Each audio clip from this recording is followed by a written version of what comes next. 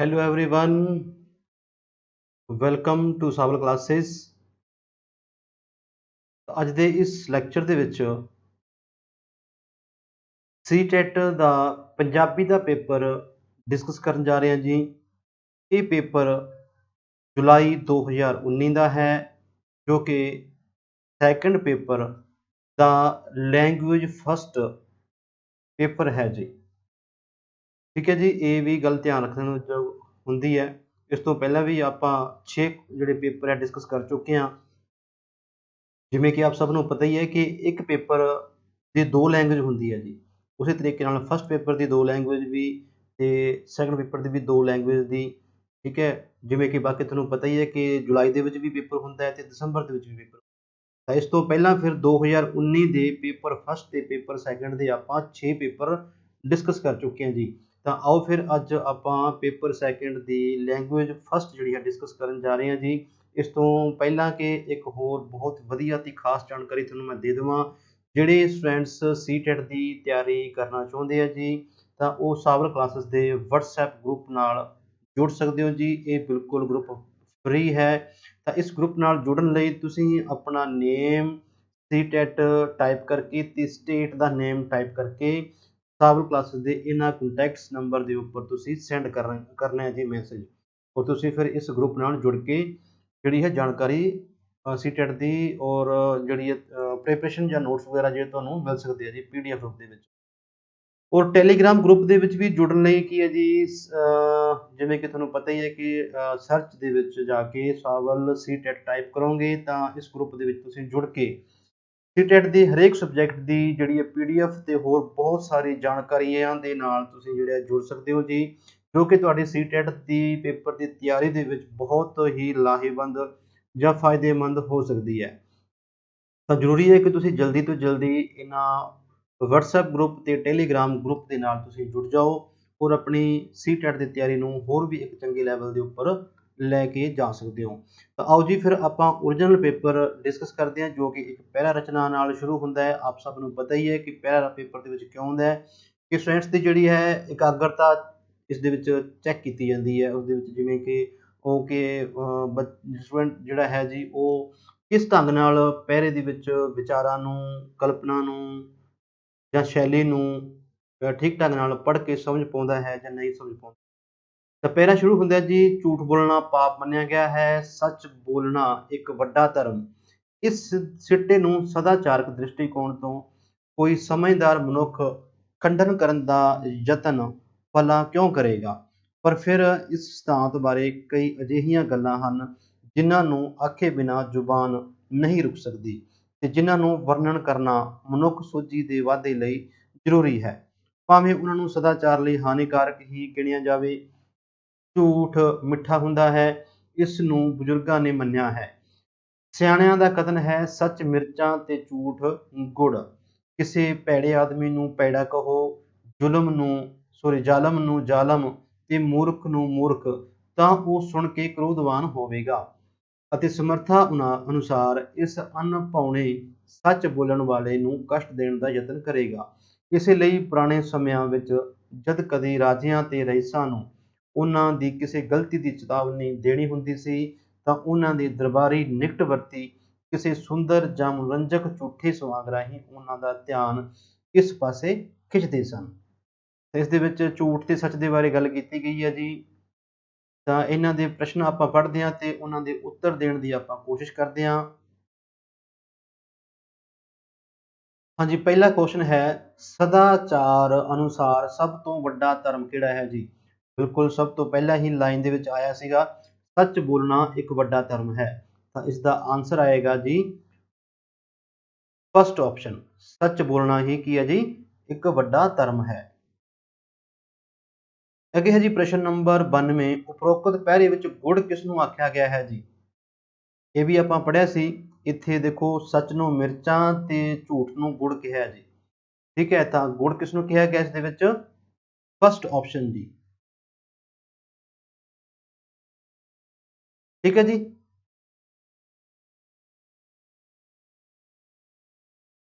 ਝੂਠ ਨੂੰ ਗੁੜ ਕਿਹਾ ਗਿਆ ਜੀ ਪਹਿਰੇ ਅਨੁਸਾਰ। ਅੱਗੇ ਚੱਲਦੇ ਹਾਂ ਜੀ ਪ੍ਰਸ਼ਨ ਨੰਬਰ 93, ਜ਼ਾਲਮ ਨੂੰ ਜ਼ਾਲਮ ਕਹਿਣ ਨਾਲ ਉਹ ਕਿਹੋ ਜਿਹਾ ਵਿਵਹਾਰ ਕਰੇਗਾ? ਗਦਗਦ ਹੋ ਜਾਵੇਗਾ, ਝੂਠ ਬੋਲਣਾ ਛੱਡ ਦੇਵੇਗਾ, ਕ੍ਰੋਧਵਾਨ ਹੋਵੇਗਾ ਜਾਂ ਸਮਾਂਗ ਰਚਾਏਗਾ ਜੀ। ਬਿਲਕੁਲ ਆਪਾਂ ਪੜ੍ਹਿਆ ਹੀ ਹੈ ਜੀ। ਠੀਕ ਹੈ, ਤਾਂ ਉਹ ਕ੍ਰੋਧਵਾਨ ਹੋ ਜਾਵੇਗਾ। ਤਾਂ ਇਸ ਦਾ ਆਂਸਰ ਆਏਗਾ ਤੀਸਰਾ ਆਪਸ਼ਨ ਜੀ, ਕ੍ਰੋਧਵਾਨ ਹੋ ਜਾਵੇਗਾ। ਅੱਗੇ ਚੱਲਦੇ ਹਾਂ ਆਪਾਂ ਪ੍ਰਸ਼ਨ ਨੰਬਰ 94 ਦੇ ਉੱਪਰ। ਪੈੜਾ, ਮੂਰਖ ਤੇ ਜ਼ਾਲਮ ਵਿਅਕਤੀ ਆਪਣੇ ਬਾਰੇ ਅਜਿਹਾ ਸੱਚ ਬੋਲਣ ਵਾਲੇ ਨਾਲ ਕਿਸ ਤਰ੍ਹਾਂ ਪੇਸ਼ ਆਵੇਗਾ? ਉਸ ਨੂੰ ਕਸ਼ਟ ਦੇਣ ਦਾ ਯਤਨ ਕਰੇਗਾ, ਉਸ ਨੂੰ ਮਾਫ ਕਰ ਦੇਵੇਗਾ, ਅਣਸੁਣਿਆ ਕਰ ਦੇਵੇਗਾ, ਉਸ ਦੀ ਪੁਲਿਸ ਕੋਲ ਸ਼ਿਕਾਇਤ ਕਰੇਗਾ। ਇਸ ਦਾ ਆਂਸਰ ਆਏਗਾ ਜੀ ਫਸਟ ਆਪਸ਼ਨ, ਉਸ ਨੂੰ ਕਸ਼ਟ ਦੇਣ ਦਾ ਯਤਨ ਕਰੇਗਾ। ਨੈਕਸਟ ਕੁਐਸਚਨ ਜੀ 95th, ਹਾਨੀਕਾਰਕ ਸ਼ਬਦ ਦਾ ਵਿਰੋਧੀ ਸ਼ਬਦ ਚੁਣੋ। ਨੁਕਸਾਨਦਾਇਕ, ਘਾਟਾ, ਨਿਕਟਵਰਤੀ ਜਾਂ ਲਾਭਦਾਇਕ। ਤਾਂ ਹਾਨੀਕਾਰਕ ਸ਼ਬਦ ਦਾ ਵਿਰੋਧੀ ਸ਼ਬਦ ਕੀ ਹੋਇਆ? ਫੋਰਥ ਆਪਸ਼ਨ, ਲਾਭਦਾਇਕ।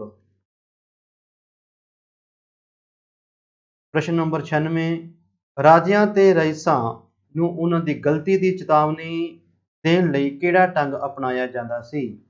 ਚਿੱਠੀ ਪਾਉਣ ਦਾ, ਸੰਵਾਦ ਦਾ, ਪ੍ਰਜਾ ਰਾਹੀਂ ਸੁਨੇਹਾ ਦੇਣ ਦਾ ਜਾਂ ਵਜ਼ੀਰਾਂ ਰਾਹੀਂ ਸੁਨੇਹਾ ਦੇਣ ਦਾ। ਤਾਂ ਬਿਲਕੁਲ ਆਪਾਂ ਇਹ ਪਹਿਲਾ ਰਚਨਾ ਦੀ ਆਖਰੀ 3-4 ਲਾਈਨਾਂ ਦੇ ਵਿੱਚ ਪੜ੍ਹਿਆ ਹੈ ਜੀ। ਤਾਂ ਇਸ ਦਾ ਆਂਸਰ ਆਏਗਾ ਜੀ ਦੂਸਰਾ ਆਪਸ਼ਨ, ਸੰਵਾਦ ਦਾ ਜੀ। ਠੀਕ ਹੈ, ਇੱਕ ਤਰ੍ਹਾਂ ਦਾ ਰੂਪ ਬਦਲ ਕੇ, ਠੀਕ ਹੈ, ਉਹਨਾਂ ਦਾ ਮਨੋਰੰਜਨ ਕਰਦੇ ਹੋਏ ਉਹਨਾਂ ਨੂੰ ਜਿਹੜਾ ਹੈ ਜੀ ਉਹਨਾਂ ਦੀ ਗਲਤੀਆਂ ਦੇ ਬਾਰੇ ਜਿਹੜਾ ਹੈ ਸਪਸ਼ਟ ਕਰਾਉਣ ਦੀ ਕੋਸ਼ਿਸ਼ ਕੀਤੀ ਜਾਂਦੀ ਰਹੀ ਹੈ। ਤਾਂ ਅੱਗੇ ਪੜ੍ਹਦੇ ਹਾਂ ਜੀ। ਪ੍ਰਸ਼ਨ ਹੈ ਆਪਣਾ 97, ਨਿਕਟਵਰਤੀ ਸ਼ਬਦ ਦਾ ਸਮਾਨਾਰਥਕ ਚੁਣੋ। ਨਿਕਟਵਰਤੀ, ਦੂਰ ਦਾ, ਨਜ਼ਦੀਕੀ, ਸੱਚਾ ਜਾਂ ਝੂਠਾ। ਤਾਂ ਨਿਕਟਵਰਤੀ ਦਾ ਸਮਾਨਾਰਥਕ ਕੀ ਆਏਗਾ?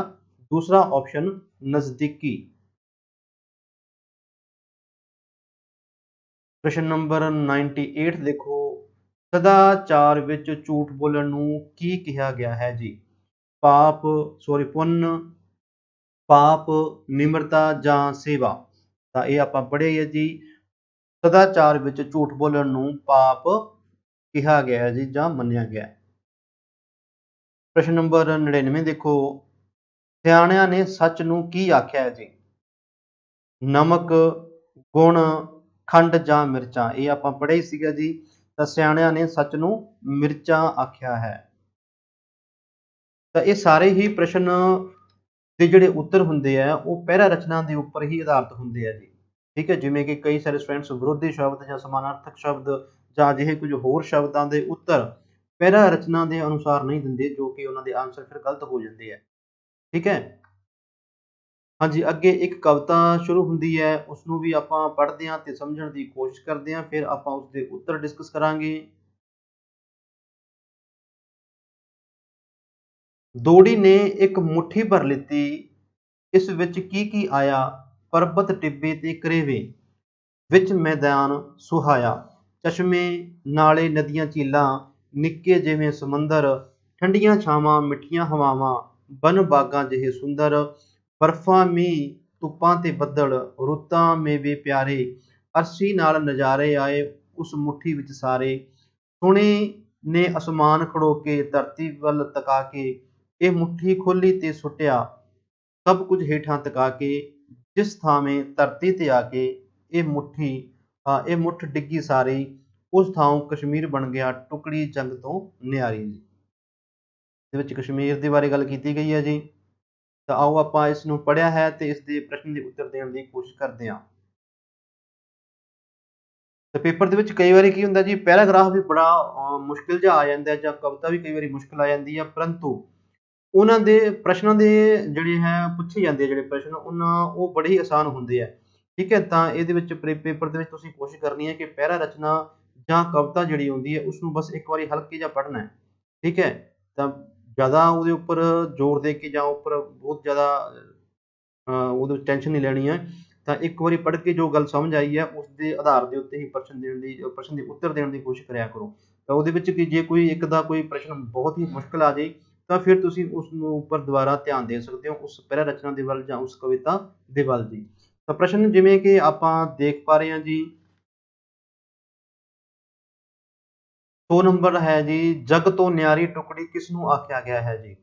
ਕਸ਼ਮੀਰ ਨੂੰ, ਮੈਦਾਨ ਨੂੰ, ਆਕਾਸ਼ ਨੂੰ ਜਾਂ ਟਿੱਬਿਆਂ ਨੂੰ? ਤਾਂ ਬਿਲਕੁਲ ਆਪਾਂ ਪੜ੍ਹਿਆ ਹੀ ਹੈ ਜੀ, ਬਿਲਕੁਲ ਲਾਸਟ ਸਤਰਾਂ ਦੇ ਵਿੱਚ।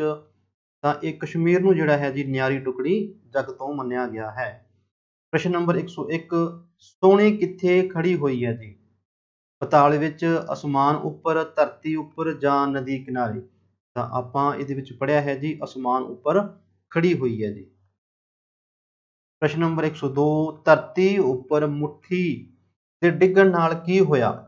ਭੂਚਾਲ ਆ ਗਿਆ, ਧਰਤੀ ਵਿੱਚ ਤਰੇੜਾਂ ਪੈ ਗਈਆਂ, ਕਸ਼ਮੀਰ ਬਣ ਗਿਆ ਜਾਂ ਧਰਤੀ ਉੱਪਰ ਹੜ੍ਹ ਆ ਗਿਆ? ਤਾਂ ਇਸ ਦਾ ਆਂਸਰ ਹੈ ਜੀ ਤੀਸਰਾ ਆਪਸ਼ਨ, ਕਸ਼ਮੀਰ ਬਣ ਗਿਆ। ਤਾਂ ਅੱਗੇ ਇੱਕ ਬਹੁਤ ਹੀ ਖਾਸ ਜਾਣਕਾਰੀ ਹੈ, ਜਿਹੜੇ ਸਟੂਡੈਂਟਸ ਸੀਟੈਟ ਦੀ ਘਰ ਬੈਠੇ ਹੀ ਲੋਕਡਾਊਨ ਦੇ ਵਿੱਚ ਤਿਆਰੀ ਕਰਨਾ ਚਾਹੁੰਦੇ ਹੈ, ਤਾਂ ਸਾਵਲ ਕਲਾਸਿਸ ਦੇ ਵਿੱਚ ਜਿਹੜਾ ਹੈ ਜੀ ਬਹੁਤ ਜਲਦੀ ਜਿਹੜਾ ਹੈ ਸੀਟੈਟ ਦਾ ਬੈਚ ਸਟਾਰਟ ਹੋਣ ਵਾਲਾ ਜੀ, ਲਗਭਗ 18 ਜਾਂ 20 ਅਗਸਤ ਦੇ ਲਗਭਗ ਸਟਾਰਟ ਹੋਏਗਾ ਜੀ ਸੀਟੈਟ ਦਾ।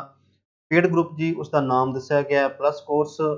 ਅਗਰ ਤੁਸੀਂ ਈਟੀਟੀ ਕੀਤੀ ਹੈ ਜੀ, ਫਸਟ ਪੇਪਰ ਦੀ ਤਿਆਰੀ ਕਰਨਾ ਚਾਹੁੰਦੇ ਹੋ ਜਾਂ ਸੈਕੰਡ ਪੇਪਰ ਤੁਸੀਂ ਐਸਐਸਟੀ ਜਾਂ ਮੈਥ ਕੰਬੀਨੇਸ਼ਨ ਨਾਲ ਤੁਸੀਂ ਜਿਹੜੀ ਹੈ ਕੀਤੀ ਹੋਈ ਹੈ ਜੀ ਬੀਐਡ, ਤਾਂ ਸੀਟੈਟ ਦੀ ਤਿਆਰੀ ਲਈ ਸਾਵਲ ਕਲਾਸ ਦੇ ਇਹਨਾਂ ਕੰਟੈਕਟਸ ਨੰਬਰ ਦੇ ਉੱਪਰ ਤੁਸੀਂ ਜਲਦੀ ਤੋਂ ਜਲਦੀ ਕੰਟੈਕਟ ਕਰਕੇ ਆਪਣੀ ਜਿਹੜੀ ਸੀਟ ਹੈ ਉਹ ਰਜਿਸਟਰ ਕਰਵਾ ਸਕਦੇ ਹੋ ਜੀ, ਜਾਂ ਆਪਣੀ ਇਨਰੋਲਮੈਂਟ ਕਰਵਾ ਸਕਦੇ ਹੋ, ਤਾਂ ਕਿ ਬਾਅਦ ਦੇ ਵਿੱਚ ਕਿਸੇ ਤਰੀਕੇ ਦੀ ਕੋਈ ਪਰੇਸ਼ਾਨੀ ਨਾ ਆਵੇ। ਤਾਂ ਇਸ ਦੇ ਵਿੱਚ ਹਰੇਕ ਸਬਜੈਕਟ ਦੇ ਅਲੱਗ-ਅਲੱਗ ਟੀਚਰਸ ਬੜੀ ਹੀ ਵਧੀਆ ਐਕਸਪੀਰੀਅੰਸ ਦੇ ਦੁਆਰਾ ਜਿਹੜੀ ਹਰੇਕ ਟੌਪਿਕ ਦੀ ਬੜੀ ਹੀ ਡਿਟੇਲ ਦੇ ਵਿੱਚ ਜਿਹੜੀ ਹੈ ਥਿਊਰੀ ਕਰਵਾਉਂਦੇ ਹੈ, ਜਿਸ ਦਾ ਸੀਟੈਟ ਦੀ ਤਿਆਰੀ ਕਰਨ ਵਾਲੇ ਸਟੂਡੈਂਟਸ ਦੇ ਲਈ ਬਹੁਤ ਹੀ ਜਿਹੜੀ ਹੈ ਫਾਇਦਾ ਹੁੰਦਾ ਹੈ ਜੀ। ਇੱਕ ਚੰਗੇ ਲੈਵਲ ਦੇ ਉੱਪਰ ਉਹਨਾਂ ਦੀ ਤਿਆਰੀ ਕਰਵਾ ਦਿੱਤੀ ਜਾਂਦੀ ਹੈ, ਜੋ ਕਿ ਸੀਟੈਟ ਦੀ ਸਫਲਤਾ ਲਈ ਬਹੁਤ ਹੀ ਫਾਇਦੇਮੰਦ ਸਾਬਿਤ ਹੋ ਸਕਦੀ ਹੈ। ਤਾਂ ਆਓ ਜੀ ਫਿਰ ਆਪਾਂ ਪ੍ਰਸ਼ਨ ਕਰਦੇ ਹਾਂ ਡਿਸਕਸ 103 ਨੰਬਰ, ਕਵਿਤਾ ਵਿੱਚ ਕਿਹੋ ਜਿਹਾ ਭਾਵ ਉੱਭਰਦਾ ਹੈ ਜੀ? ਕਲਪਨਾ ਵਾਲਾ, ਯਥਾਰਥਕ ਦਾ, ਕਰੁਣਾਮਈ ਜਾਂ ਹਾਸ ਰਸੀ? ਤਾਂ ਇਹ ਆਪਾਂ ਪੜ੍ਹਿਆ ਹੀ ਹੈ ਜੀ। ਠੀਕ ਹੈ, ਇਹਦੇ ਵਿੱਚ ਜਿਵੇਂ ਕਿ ਕਵਿਤਾ ਦੀਆਂ ਕੁਝ, ਜਿਵੇਂ ਆਪਾਂ ਗੱਲ ਕਰੀਏ, ਦੌੜ ਕੇ ਇੱਕ ਮੁੱਠੀ ਭਰ ਲਿੱਤੀ, ਇਸ ਵਿੱਚ ਕੀ ਕੀ ਆਇਆ, ਪਰਬਤ ਟਿੱਬੇ ਤੇ ਕਰੇਵੇ? ਤਾਂ ਇਹਦੇ ਵਿੱਚ ਕਲਪਨਾ ਵਾਲਾ ਜਿਹੜਾ ਭਾਵ ਉੱਭਰਦਾ ਹੈ ਜੀ। ਠੀਕ ਹੈ, ਅੱਗੇ ਹੈ ਜੀ ਪ੍ਰਸ਼ਨ ਨੰਬਰ 104, ਨਿਆਰੀ ਸ਼ਬਦ ਤੋਂ ਕੀ ਭਾਵ ਹੈ ਜੀ? ਇਹ ਬਿਲਕੁਲ ਲਾਸਟ ਸਤਰਾਂ ਦੇ ਵਿੱਚ ਆਇਆ ਸੀ ਸ਼ਬਦ, ਆਮ, ਵੱਖਰੀ, ਸਧਾਰਨ ਜਾਂ ਮੁੱਠੀ ਜੀ? ਤਾਂ ਨਿਆਰੀ ਦਾ ਅਰਥ ਹੈ ਜੀ ਵੱਖਰੀ। ਆਪਸ਼ਨ ਨੰਬਰ 2 ਇਸ ਦਾ ਸਹੀ ਆਂਸਰ ਹੈ। ਪ੍ਰਸ਼ਨ ਨੰਬਰ 105 ਦੇਖਦੇ ਹਾਂ, ਸੋਹਣੀ ਨੇ ਆਪਣੀ ਮੁੱਠੀ ਕਿੱਥੇ ਸੁੱਟੀ? ਇਸ ਦੇ ਵਿੱਚ ਵੀ ਗੱਲ ਕੀਤੀ ਗਈ ਸੀ, ਅਸਮਾਨ ਉੱਪਰ, ਆਕਾਸ਼ ਉੱਪਰ, ਧਰਤੀ ਉੱਪਰ ਜਾਂ ਅੰਬਰ ਉੱਪਰ? ਇਸ ਦਾ ਸਹੀ ਆਂਸਰ ਹੈ ਜੀ ਤੀਸਰਾ ਆਪਸ਼ਨ, ਧਰਤੀ ਉੱਪਰ। ਪ੍ਰਸ਼ਨ ਨੰਬਰ 106, ਇਹ ਕੁਛ ਪੈਡਾਗੋਗੀ ਦੇ ਨਾਲ ਸੰਬੰਧਿਤ ਜੁੜੇ ਆ ਜੀ ਪ੍ਰਸ਼ਨ। ਕਵਿਤਾ ਪੜ੍ਹਾਉਣ ਸਮੇਂ ਹੇਠ ਲਿਖਿਆਂ ਵਿੱਚੋਂ ਕਿਹੜਾ ਸਭ ਤੋਂ ਵੱਧ ਮਹੱਤਵਪੂਰਨ ਹੈ? ਹਰ ਕਵਿਤਾ ਦਾ ਇੱਕ ਨਿਸ਼ਚਿਤ ਅਰਥ ਹੁੰਦਾ ਹੈ, ਕਵਿਤਾ ਦੇ ਇੱਕ ਤੋਂ ਵੱਧ ਅਰਥ ਹੁੰਦੇ ਹਨ, ਕਵਿਤਾ ਸਮਾਜਿਕ ਮਸਲਿਆਂ ਨੂੰ ਪ੍ਰਤੀਬਿੰਬਿਤ ਨਹੀਂ ਕਰਦੀ, ਕਵਿਤਾ ਕਿਸੇ ਵੀ ਭਾਵੁਕ ਪੱਖ ਨੂੰ ਪ੍ਰਤੀਬਿੰਬਿਤ ਨਹੀਂ ਕਰਦੀ? ਤਾਂ ਹਾਂਜੀ, ਇਹ ਪੈਡਾਗੋਗੀ ਨਾਲ ਜੁੜੇ ਹੋਏ ਪ੍ਰਸ਼ਨ ਹੈ। ਤਾਂ ਸਭ ਜਿਹੜੀ ਇਹਦੀ ਆਫੀਸ਼ੀਅਲ ਵੈਬਸਾਈਟ ਦੇ ਉੱਪਰ ਪੈਡਾਗੋਗੀ ਦੇ ਸਿਰਫ 7 ਜਾਂ 8 ਟੌਪਿਕ ਹੀ ਹਨ। ਪਰ ਸਾਵਲ ਕਲਾਸ ਦੇ ਵਿੱਚ ਆਪਾਂ ਇੱਥੇ ਕਰਾਂਗੇ ਘੱਟੋ ਘੱਟ 19 ਜਾਂ 20 ਟੌਪਿਕ। ਠੀਕ ਹੈ, 19 ਜਾਂ 20 ਟੌਪਿਕ ਆਪਾਂ ਡਿਸਕਸ ਕਰਾਂਗੇ, ਤਾਂ ਆਪਣੀ ਤਿਆਰੀ ਇੱਕ ਬਹੁਤ ਵਧੀਆ ਲੈਵਲ ਦੇ ਉੱਪਰ ਪਹੁੰਚ ਜਾਂਦੀ ਹੈ। ਤਾਂ ਫਿਰ ਇਹਦੇ ਵਿੱਚ ਕੀ ਹੈ ਜੀ, ਆਪਣੇ ਜਿਹੜੇ ਪੰਜਾਬੀ ਦੇ 30 ਕੁਐਸਚਨ ਹੈ, ਤਾਂ 30 ਦੇ 30 ਨੰਬਰ ਵੀ ਆ ਸਕਦੇ ਹੈ, ਔਰ ਬਹੁਤੇ ਸਟੂਡੈਂਟਸ ਦੇ ਆਏ ਵੀ ਹੋਏ ਆ ਜੀ। ਹਾਂਜੀ, ਇਸ ਦੇ ਵਿੱਚ ਆਂਸਰ ਆਏਗਾ ਜੀ ਦੂਸਰਾ ਆਪਸ਼ਨ, ਕਵਿਤਾ ਦੇ ਇੱਕ ਤੋਂ ਵੱਧ ਅਰਥ ਹੁੰਦੇ ਆ ਜੀ। ਠੀਕ ਹੈ, ਸਭ ਤੋਂ ਵੱਧ ਜਿਹੜੀ ਹੈ ਮਹੱਤਵਪੂਰਨ ਵਿਧੀ ਹੈ, ਜਿਸ ਦੇ ਸਹਾਰੇ ਨਾਲ ਬੱਚਿਆਂ ਦਾ ਜਿਹੜਾ ਸੋਚਣ ਸਮਝਣ ਦੀ ਸ਼ਕਤੀ ਹੈ, ਉਸ ਦੇ ਵਿੱਚ ਵਿਆਪਕ ਪੱਧਰ ਦੇ ਉੱਪਰ ਲੈ ਕੇ ਜਾਇਆ ਜਾ ਸਕਦਾ ਹੈ।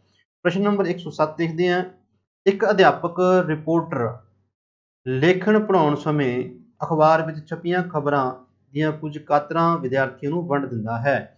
ਉਹ ਉਹਨਾਂ ਨੂੰ ਖਬਰ ਪੜ੍ਹ ਕੇ ਉਹਨਾਂ ਬਾਰੇ ਆਪਣੇ ਵਿਚਾਰ ਲਿਖਣ ਲਈ ਕਹਿੰਦਾ ਹੈ। ਅਧਿਆਪਕ ਵੱਲੋਂ ਜਮਾਤ ਵਿੱਚ ਅਖਬਾਰ ਦੀ ਕਾਤਰ ਦੀ ਵਰਤੋਂ ਹੈ ਜੀ, ਕਿਸ ਚੀਜ਼ ਦੀ ਵਰਤੋਂ ਹੈ? ਟੀਚਿੰਗ ਏਡ ਹੈ, ਲਰਨਿੰਗ ਏਡ ਹੈ, ਜਾਂ ਅਧਿਆਪਨ ਅਧਿਐਨ ਸਮੱਗਰੀ ਹੈ, ਜਾਂ ਅਧਿਆਪਨ ਵਿਧੀ ਅਤੇ ਯੋਜਨਾ ਹੈ? ਤਾਂ ਇਸ ਦਾ ਆਂਸਰ ਆਏਗਾ ਜੀ ਅਧਿਐਨ ਅਧਿਆਪਨ ਸਮੱਗਰੀ ਹੈ ਜੀ। ਠੀਕ ਹੈ, ਇਹ ਬਿਲਕੁਲ ਆਪਣਾ ਪੂਰਾ ਟੌਪਿਕ ਬਣਦਾ ਜੀ। ਅਧਿਐਨ ਅਧਿਆਪਨ ਸਮੱਗਰੀ, ਇਹਦੇ ਵਿੱਚ ਬਹੁਤ ਸਾਰੀਆਂ ਸਮੱਗਰੀਆਂ ਹੁੰਦੀਆਂ, ਜਿਵੇਂ ਕਿ ਇਹਦੇ ਵਿੱਚ ਸਿਰਫ ਕਤਰਾਂ ਦੀ ਗੱਲ ਕੀਤੀ ਗਈ ਹੈ। ਹਾਂਜੀ, ਅੱਗੇ ਹੈ ਜੀ ਪ੍ਰਸ਼ਨ ਨੰਬਰ 108, ਭਾਰਤ ਵਿੱਚ ਕਿੰਨੇ ਭਾਸ਼ਾ ਪਰਿਵਾਰ ਹਨ ਜੀ? ਇਹ ਆਪਾਂ ਨੂੰ ਪਤਾ ਹੀ ਹੈ ਜੀ, 4 ਜਿਹੜੇ ਹੈ ਜੀ ਇਸਦੇ ਭਾਸ਼ਾ ਪਰਿਵਾਰ ਹਨ, ਜਿਵੇਂ ਕਿ ਭਾਰਤੀ ਆਰੀਆ ਭਾਸ਼ਾ ਪਰਿਵਾਰ, ਦ੍ਰਾਵਿੜ ਭਾਸ਼ਾ ਪਰਿਵਾਰ, ਹਾਮੀ ਪਰਿਵਾਰ ਤੇ ਸਾਮੀ ਪਰਿਵਾਰ ਜੀ, ਇਹ 4 ਭਾਸ਼ਾ ਪਰਿਵਾਰ ਹੁੰਦੇ ਆ। ਪ੍ਰਸ਼ਨ ਨੰਬਰ 119 ਦੇਖਦੇ ਹਾਂ। 109, ਭਾਸ਼ਾ ਦੀ ਇੱਕ ਜਮਾਤ ਵਿੱਚ ਭਾਸ਼ਾ ਅਧਿਆਪਨ ਦੀ ਕਿਹੜੀ ਵਿਧੀ ਮਾਂ ਬੋਲੀ ਦੀ ਵਰਤੋਂ ਨੂੰ ਖਾਰਜ ਕਰਦੀ ਹੈ? ਖਾਰਜ ਮਤਲਬ ਇਗਨੋਰ ਕਰਦੀ ਹੈ। Direct method, audio lingual method, immersion method ਜਾਂ ਨੈਚੁਰਲ ਮੈਥਡ ਜੀ।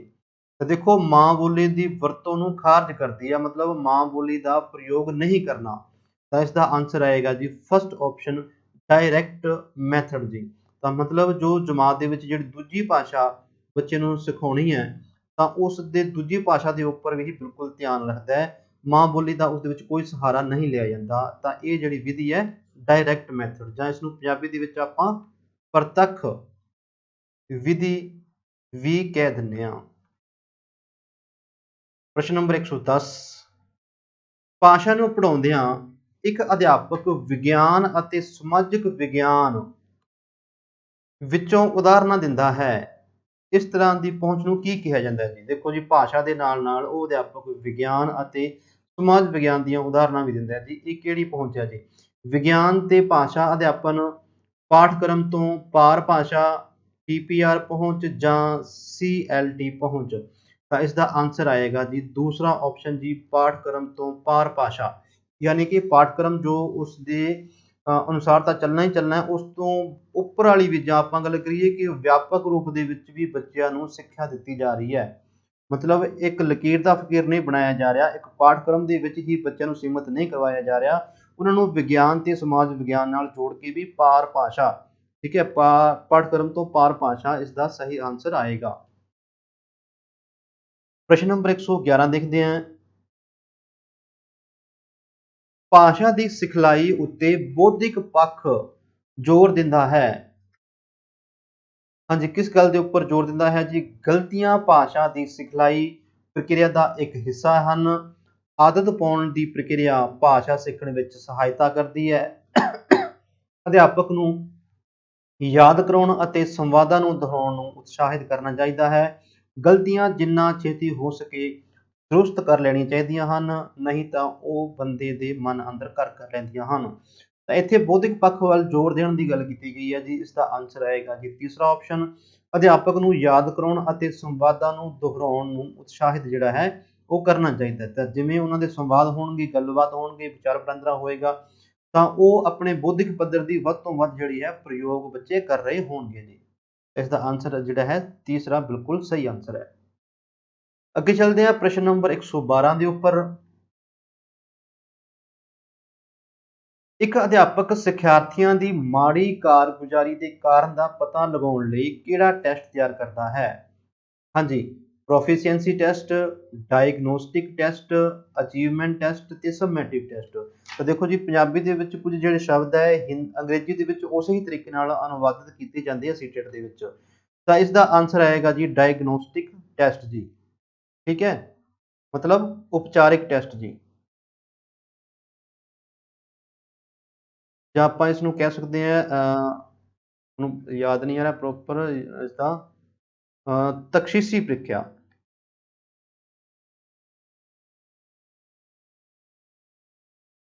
ਠੀਕ ਹੈ, ਤਖਸ਼ੀਸੀ ਪ੍ਰੀਖਿਆ ਇਸ ਨੂੰ ਆਪਾਂ ਕਹਿ ਦਿੰਦੇ ਹਾਂ। ਤਫਤੀਸ਼ ਕਰਨਾ ਜੀ ਕਿਸੇ ਕਮੀਆਂ ਦੀ ਜਾਂ ਕਿਸੇ ਅਸਿੱਖਣ ਯੋਗਤਾਵਾਂ ਦੀ। ਪ੍ਰਸ਼ਨ ਨੰਬਰ 113 ਦੇਖਦੇ ਹਾਂ।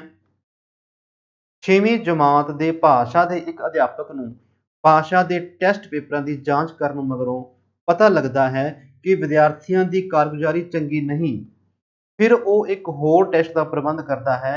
ਇਹ ਟੈਸਟ ਨੂੰ ਕੀ ਆਖਿਆ ਜਾਵੇਗਾ? ਫੋਰਮੈਟਿਵ ਟੈਸਟ, ਸਮੈਟਿਵ ਟੈਸਟ, ਡਾਇਗਨੋਸਟਿਕ ਟੈਸਟ ਜਾਂ ਕਿਊਮੂਲੇਟਿਵ ਟੈਸਟ ਜੀ। ਤਾਂ ਇਸ ਦਾ ਆਂਸਰ ਆਏਗਾ ਜੀ ਦੂਸਰਾ ਆਪਸ਼ਨ, ਸਮੈਟਿਵ ਟੈਸਟ ਜੀ। क्योंकि डायग्नोस तो वो पहला कर चुके हैं। ठीक है, फिर उस तो बाद करते हैं जी सुमेटिव टेस्ट, उसनों कहते हैं। प्रश्न नंबर 114 देखो,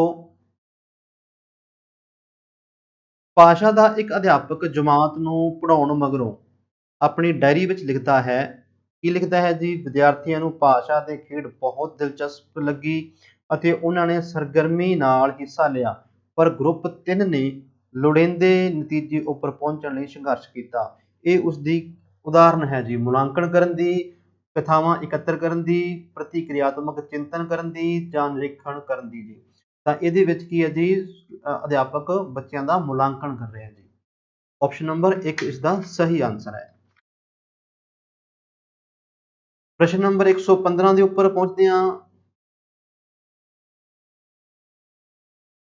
ਭਾਸ਼ਾ ਦਾ ਇੱਕ ਨਿਪੁੰਨ ਅਧਿਆਪਕ ਬੱਚਿਆਂ ਨੂੰ ਪਾਠ ਪੁਸਤਕ ਵਿੱਚ ਦਿੱਤੇ ਸਾਰੇ ਪ੍ਰਸ਼ਨਾਂ ਦੇ ਉੱਤਰ ਯਾਦ ਕਰਵਾਏਗਾ, ਪਾਠ ਪੁਸਤਕ ਦੀ ਵਰਤੋਂ ਕਰੇਗਾ ਤੇ ਇਸ ਤੋਂ ਇਲਾਵਾ ਵੀ ਪੜ੍ਹਾਏਗਾ। ਸਿਰਫ ਪਾਠ ਪੁਸਤਕ ਉੱਪਰ ਆਧਾਰਿਤ ਪ੍ਰਸ਼ਨ ਪੱਤਰ ਜਿਹੜਾ ਹੈ ਤਿਆਰ ਕਰੇਗਾ, ਨਿਰਧਾਰਿਤ ਪਾਠ ਪੁਸਤਕ ਤੋਂ ਬਾਹਰ ਨਹੀਂ ਜਾਵੇਗਾ। इसका सही आंसर आएगा जी दूसरा ऑप्शन, पाठ पुस्तक की वरतों करेगा तो इस तो इलावा भी पढ़ाएगा, ताकि बच्चे ਨੂੰ ਵਿਵਹਾਰਿਕ ਰੂਪ ਦੇ ਵਿੱਚ ਮਾਹੌਲ ਪੈਦਾ ਕਰਕੇ ਉਹਨਾਂ ਨੂੰ ਭਾਸ਼ਾ ਦੇ ਉੱਪਰ ਵੱਧ ਤੋਂ ਵੱਧ ਜਿਹੜਾ ਹੈ ਗਿਆਨ ਦਿੱਤਾ ਜਾਵੇ, ਜਾਂ ਭਾਸ਼ਾ ਨੂੰ ਵਿਵਹਾਰਿਕ ਜਾਂ ਪ੍ਰਯੋਗ ਵਜੋਂ ਉਹਨਾਂ ਨੂੰ ਜਿਹੜਾ ਹੈ ਪ੍ਰਯੋਗ ਕਰਵਾਏ ਜਾਣ ਬੱਚਿਆਂ ਨੂੰ, ਤਾਂ ਕਿ ਬੱਚੇ ਵਿਵਹਾਰ ਕਰਦੇ ਹੋਏ ਭਾਸ਼ਾ ਦਾ ਸਹੀ ਅਤੇ ਸਪਸ਼ਟ ਰੂਪ ਦੇ ਵਿੱਚ ਪ੍ਰਯੋਗ ਕਰਨਾ ਸਿੱਖ ਜਾਣ ਜਾਂ ਉਸ ਦੇ ਵਿੱਚ ਨਿਪੁੰਨਤਾ ਹਾਸਲ ਕਰ ਲੈਣ। ਪ੍ਰਸ਼ਨ ਨੰਬਰ 116, ਭਾਸ਼ਾ ਸਿੱਖਣ ਲਈ ਹੇਠ ਲਿਖਿਆਂ ਵਿੱਚੋਂ ਕਿਹੜਾ ਸਭ ਤੋਂ ਵੱਧ ਮਹੱਤਵਪੂਰਨ ਹੈ? ਪਾਠ ਪੁਸਤਕ, ਸਪਲੀਮੈਂਟਰੀ ਰੀਡਰ, ਬਾਲ ਸਾਹਿਤ ਤੇ ਐਕਟੀਵਿਟੀ ਸ਼ੀਟ ਜੀ। ਹੁਣ ਇੱਥੇ ਸ਼ੀਟ ਦੀ ਗੱਲ ਕੀਤੀ ਹੈ ਜੋ ਕਿ ਨਹੀਂ ਆਨਸਰ ਆਏਗਾ। ਇਸ ਦਾ ਆਨਸਰ ਆਏਗਾ ਜੀ ਫਸਟ ਆਪਸ਼ਨ ਪਾਠ ਪੁਸਤਕ ਦੀ। 117 ਨੰਬਰ ਦੇਖੋ, ਹੇਠ ਲਿਖਿਆਂ ਵਿੱਚੋਂ ਕਿਹੜਾ ਸਿੱਖਿਆਰਥੀਆਂ ਵਿੱਚ ਸਿਰਜਣਾਤਮਕਤਾ ਨੂੰ ਵਿਕਸਿਤ ਕਰੇਗਾ ਜੀ? ਸਿਰਜਣਾਤਮਕਤਾ, ਕ੍ਰੀਏਟੀਵਿਟੀ। ਇਮਤਿਹਾਨ ਵਿੱਚ ਚੰਗੇ ਨੰਬਰ ਹਾਸਲ ਕਰਨ ਲਈ ਵਿਦਿਆਰਥੀਆਂ ਨੂੰ ਕੋਚਿੰਗ ਦੇਣੀ, ਉਹਨਾਂ ਦੇ ਅਨੁਭਵ ਅਨੁਸਾਰ ਲਿਖਣ ਦੀ ਖੁੱਲ੍ਹ ਦੇਣਾ, ਵਿਦਿਆਰਥੀਆਂ ਨੂੰ ਨੈਤਿਕ ਆਧਾਰ ਵਾਲੀਆਂ ਕਹਾਣੀਆਂ ਲਿਖਣ ਤੇ ਪੜ੍ਹਨ ਲਈ ਕਹਿਣਾ, ਵਿਦਿਆਰਥੀਆਂ ਨੂੰ ਸਿੱਖਣ ਵਿੱਚ ਰੁਚੀ ਪੈਦਾ ਕਰਨ ਲਈ ਕਹਿਣਾ। ਤਾਂ ਇਸ ਦਾ ਆਨਸਰ ਆਏਗਾ ਜੀ ਦੂਸਰਾ ਆਪਸ਼ਨ, ਉਹਨਾਂ ਦੇ ਅਨੁਭਵ ਅਨੁਸਾਰ ਲਿਖਣ ਦੀ ਖੁੱਲ੍ਹ ਦਾ ਮੌਕਾ ਦੇਣਾ। ਤਾਂ ਜਿੰਨਾ ਵੀ ਉਹਨਾਂ ਨੂੰ ਜਿਹੜਾ ਖੁੱਲ੍ਹ ਲਿਖਣ ਦੀ ਖੁੱਲ੍ਹ ਦਿੱਤੀ ਜਾਏਗੀ, ਵਧੀਆ ਮਾਹੌਲ ਪੈਦਾ ਕਰਕੇ ਦਿੱਤਾ ਜਾਏਗਾ ਔਰ ਉਹਨਾਂ ਦੇ ਅਨੁਭਵ ਅਨੁਸਾਰ ਲਿਖਣ ਦਾ ਮੌਕਾ ਦਿੱਤਾ ਜਾਏਗਾ, ਤਾਂ ਉਹ ਵੱਧ ਤੋਂ ਵੱਧ ਜਿਹੜੀ ਹੈ ਸਿਰਜਣਾਤਮਕ ਰੂਪ ਦੇ ਵਿੱਚ ਜਿਹੜੇ ਹੈ ਜੀ ਆਪਣੀ ਜਿਹੜੀਆਂ ਭਾਵਨਾ ਨੂੰ ਉਹ ਠੀਕ ਢੰਗ ਨਾਲ ਜਾਂ ਵਧੀਆ ਖੁੱਲ੍ਹੇ ਰੂਪ ਦੇ ਵਿੱਚ ਸਪਸ਼ਟ ਕਰਨ ਦੀ ਕੋਸ਼ਿਸ਼ ਕਰਨਗੇ। ਪ੍ਰਸ਼ਨ ਨੰਬਰ 118 ਦੇਖਦੇ ਹਾਂ, ਭਾਸ਼ਾ ਵਿੱਚ ਮਾਈਂਡ ਮੈਪਿੰਗ ਤੋਂ ਕੀ ਭਾਵ ਹੈ ਜੀ? ਮਾਈਂਡ ਮੈਪਿੰਗ ਮਨ ਦਾ ਚਿੱਤਰ ਬਣਾਉਣਾ, ਕਹਾਣੀ ਤੇ ਕਵਿਤਾ ਵਿੱਚ ਦੱਸੇ ਗਏ ਇਲਾਕੇ ਦੇ ਨਕਸ਼ੇ ਦਾ ਚਿੱਤਰ ਬਣਾਉਣਾ, ਵਿਦਿਆਰਥੀਆਂ ਨੂੰ ਇੱਕ ਸਾਹਸੀ ਕਾਰਜ ਯੋਜਨਾ ਬਣਾ ਕੇ ਸੌਂਪਣ ਲਈ ਕਹਿਣਾ, ਜਾਂ ਵਿਦਿਆਰਥੀਆਂ ਨੂੰ ਨਵੇਂ ਵਿਚਾਰਾਂ ਨੂੰ ਇਕੱਤਰ ਕਰਨ ਜਾਂ ਬਣਾਉਣ ਤੇ ਉਹਨਾਂ ਦੇ ਸੰਬੰਧ ਸਥਾਪਿਤ ਕਰਨ ਲਈ ਕਹਿਣਾ। ਤਾਂ ਮਾਈਂਡ ਮੈਪਿੰਗ ਦਾ ਆਨਸਰ ਆਏਗਾ ਜੀ ਫੋਰਥ ਆਪਸ਼ਨ, ਵਿਦਿਆਰਥੀਆਂ ਨੂੰ ਨਵੇਂ ਵਿਚਾਰਾਂ ਨੂੰ ਇਕੱਤਰ ਕਰਨਾ ਜਾਂ ਬਣਾਉਣ ਤੇ ਉਹਨਾਂ ਦੇ ਸੰਬੰਧ ਸਥਾਪਿਤ ਕਰਨਾ, ਇਸ ਨੂੰ ਮਾਈਂਡ ਮੈਪਿੰਗ ਕਿਹਾ ਜਾਂਦਾ ਹੈ। ਪ੍ਰਸ਼ਨ ਨੰਬਰ 119, ਲਿਖਣ ਕੌਸ਼ਲ ਵਿਕਸਿਤ ਕਰਨ ਲਈ ਕਿਹੜਾ ਬਹੁਤ ਮਹੱਤਵਪੂਰਨ ਹੈ?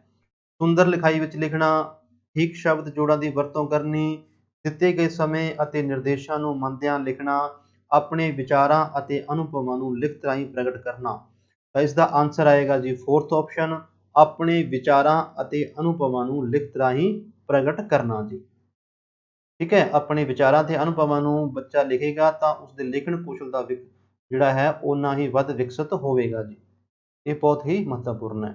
ਤਾਂ ਇਸ ਪੇਪਰ ਦਾ ਆਖਰੀ ਕੁਐਸਚਨ ਹੈ 120 ਨੰਬਰ, ਇੱਕ ਪੜ੍ਹਤ ਜਿਸ ਵਿੱਚ ਮਨੋਰੰਜਨ ਲਈ ਸਿੱਖਿਆਰਥੀ ਦੀ ਪਾਠ ਪੁਸਤਕਾਂ ਦੀ ਪੜ੍ਹਤ ਸ਼ਾਮਿਲ ਹੈ ਲਈ ਆਮ ਪੜ੍ਹਤ ਕੌਸ਼ਲ ਨੂੰ ਵਿਕਸਿਤ ਕਰਨਾ ਹੈ। ਇੱਥੇ ਪੜ੍ਹਾਈ ਕੌਸ਼ਲ ਦੀ ਗੱਲ ਕੀਤੀ ਜਾ ਰਹੀ ਹੈ ਜੀ, ਜਾਂ ਪੜ੍ਹਨਾ। ਠੀਕ ਹੈ, ਇਹ ਇੰਟੈਂਸਿਵ ਰੀਡਿੰਗ ਹੈ ਜੀ, ਐਕਸਟੈਂਸਿਵ ਰੀਡਿੰਗ ਹੈ, ਜਾਂ ਪ੍ਰੀ ਰੀਡਿੰਗ ਹੈ, ਜਾਂ ਪੋਸਟ ਰੀਡਿੰਗ ਹੈ ਜੀ। ਤਾਂ ਇਸ ਦਾ ਆਨਸਰ ਆਏਗਾ ਜੀ ਦੂਸਰਾ ਆਪਸ਼ਨ ਐਕਸਟੈਂਸਿਵ ਰੀਡਿੰਗ ਜੀ। ਐਕਸਟੈਂਸਿਵ ਮਤਲਬ ਵਿਆਪਕ। ਠੀਕ ਹੈ, ਉਹ ਮਨੋਰੰਜਨ ਦੇ ਕਰਨ ਦੇ ਨਾਲ ਕੀ ਹੈ ਜੀ ਉਸ ਦੇ ਵਿੱਚ ਉਸ ਨੂੰ ਸਮਝ ਵੀ ਰਿਹਾ ਜੀ। ਆਪਾਂ ਇੱਥੇ ਐਕਸਟੈਂਸਿਵ ਰੀਡਿੰਗ ਆਪਾਂ ਇਹਦੇ ਵਿੱਚ ਕਹਿ ਸਕਦੇ ਹਾਂ ਜੀ। ਹਾਂਜੀ, ਇਸ ਸੀਟੈਟ ਦੇ ਨਾਲ-ਨਾਲ ਅਗਰ ਤੁਹਾਡੇ ਦੇ ਵਿੱਚੋਂ ਕੋਈ ਤੁਹਾਡਾ ਸਾਥੀ ਮਿੱਤਰ, ਦੋਸਤ ਜਾਂ ਕਿ ਅਜੇ ਬੈਂਕ ਦੀ ਤਿਆਰੀ ਕਰਨਾ ਚਾਹੁੰਦੇ ਹੈ, ਐਸਐਸਸੀ ਦੀ, ਰੇਲਵੇ ਦੀ, ਪੋਸਟ ਆਫਿਸ ਦੀ, ਨੈਟ ਦੀ ਜਾਂ ਪੀਐਸਟੈਟ ਦੀ ਜਾਂ ਸੀਟੈਟ ਜਾਂ ਪੰਜਾਬ ਗਵਰਨਮੈਂਟ ਦੀ ਕੋਈ ਵੀ ਐਗਜ਼ਾਮ ਦੀ ਜਾਂ ਹਰੇਕ ਸਬਜੈਕਟ ਦੀ ਕਿਸੇ ਵੀ ਸਬਜੈਕਟ ਦੀ ਮਾਸਟਰ ਕੈਡਰ ਦੀ ਤਿਆਰੀ ਕਰਨਾ ਚਾਹੁੰਦੇ ਹੈ, ਤਾਂ ਸਾਵਲ ਕਲਾਸ ਦੇ ਇਹਨਾਂ ਕੰਟੈਕਟਸ ਨੰਬਰ ਦੇ ਉੱਪਰ ਕਨੈਕਟ ਕਰਕੇ ਜਲਦੀ ਤੋਂ ਜਲਦੀ ਜਿਹੜੀ ਹੈ ਜੀ ਆਪਣੀ ਘਰ ਬੈਠੇ ਹੀ ਲੋਕਡਾਊਨ ਦੇ ਵਿੱਚ ਸਮੇਂ ਅਤੇ ਸ਼ਕਤੀ ਨੂੰ ਇੱਕ ਚੰਗੀ ਸੇਧ ਵਿੱਚ ਕੰਜ਼ਿਊਮ ਕਰਕੇ ਜਿਹੜੀ ਤਿਆਰੀ ਵਧੀਆ ਕਰ ਸਕਦੇ ਆ ਜੀ, ਔਰ ਤੁਹਾਡੀ ਸਫਲਤਾ ਦੇ ਵਿੱਚ ਇਸ ਦਾ ਬਹੁਤ ਹੀ ਵੱਡਾ ਜਿਹੜਾ ਹੱਥ ਆਏਗਾ ਜੀ, ਜਾਂ ਆਪਾਂ ਗੱਲ ਕਰੀਏ ਕਿ ਸਫਲਤਾ ਦੇ ਵਿੱਚ ਬਹੁਤ ਹੀ ਫਾਇਦਾ ਹੋ ਸਕਦਾ ਹੈ ਜੀ। ਠੀਕ ਜੀ ਸਟੂਡੈਂਟਸ, ਤਾਂ ਮਿਲਦੇ ਆ ਫਿਰ ਆਪਾਂ ਕੱਲ ਇੱਕ ਹੋਰ ਪੇਪਰ ਦੇ ਨਾਲ, ਜੋ ਸੀਟੈਟ ਦੇ ਪੰਜਾਬੀ ਦਾ ਪੇਪਰ ਹੀ ਹੋਏਗਾ ਜੀ। ਠੀਕ ਜੀ, ਥੈਂਕ ਯੂ ਵੈਰੀ ਮੱਚ। ਜੇ ਤੁਹਾਨੂੰ ਇਹ ਪੇਪਰ ਦੀ ਡਿਸਕਸ਼ਨ ਵਧੀਆ ਲੱਗੀ ਹੋਈ ਹੋਵੇ ਤਾਂ ਕਿਰਪਾ ਕਰਕੇ ਵੀਡੀਓ ਨੂੰ ਲਾਈਕ ਜ਼ਰੂਰ ਕਰ ਦੇਣਾ। ਜਿਹੜੇ ਸਾਥੀ ਨਵੇਂ ਹੈ ਜੀ, ਉਹ ਸਾਵਲ ਕਲਾਸਿਸ ਦੇ YouTube ਚੈਨਲ ਨੂੰ ਸਬਸਕ੍ਰਾਈਬ ਵੀ ਜ਼ਰੂਰ ਕਰਨਗੇ ਅਤੇ ਆਪਣੇ ਦੋਸਤਾਂ ਮਿੱਤਰਾਂ ਤੱਕ ਇਹ ਵੀਡੀਓ ਸ਼ੇਅਰ ਵੀ ਕਰਨਗੇ ਜੀ। ਠੀਕ ਜੀ, ਥੈਂਕ ਯੂ ਵੈਰੀ ਮੱਚ।